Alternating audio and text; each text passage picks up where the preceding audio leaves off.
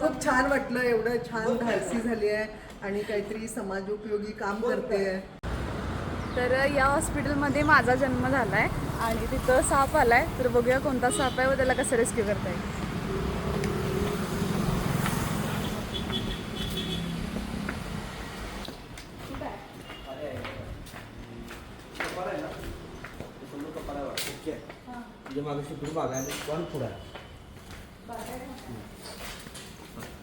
Light लाव तुझी तिकडे कुठं लाईट लाव.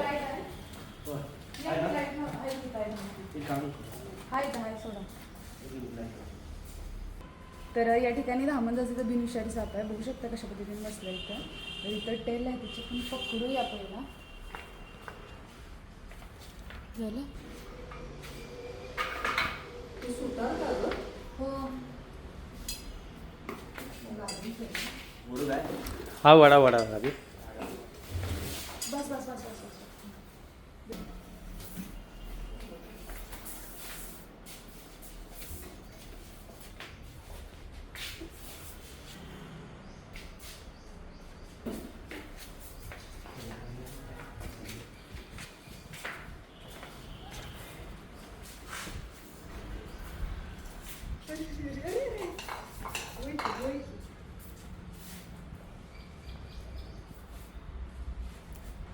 तर या ठिकाणी बेडूक किंवा उंदराच्या मागणे या ठिकाणी आलेला असा.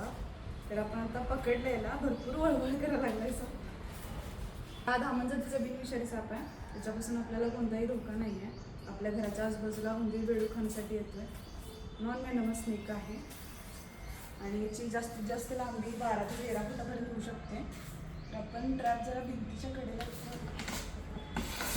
साप खाण्यामध्ये.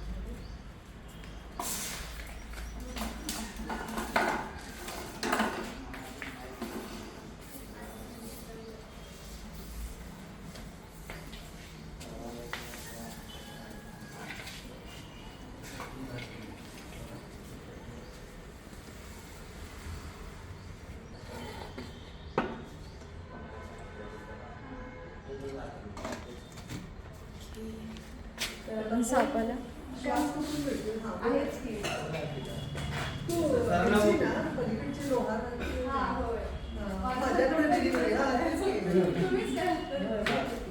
आजी मला म्हणाली तुझी माझी नाक पण फार धाडसी झाली आहे.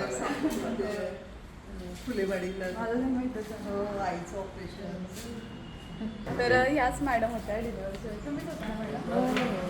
नाव कसं madam? Doctor Vidya Patil. Doctor Vidya Patil madam यांच्या माझा जन्म. होय, तिचा जन्म माझ्याच हॉस्पिटलमध्ये झालेला आहे. तर आज तिथं खूप छान वाटलं, एवढं छान धाडसी झाली आहे आणि काहीतरी समाजोपयोगी काम करते आहे आणि सापांना वरदान देते, जीव वाचवते त्यांचा. सर्पमित्र म्हणून खूप मला पण त्याचा अभिमान वाटतोय. तर आपण सापाला आता सेफली पॅक केलंय. लगेचच आपण त्याला रिलीज करणार आहे. तर आता हॉस्पिटलमध्ये पकडलेल्या धामण सापाला आपण या ठिकाणी रिलीज करतोय.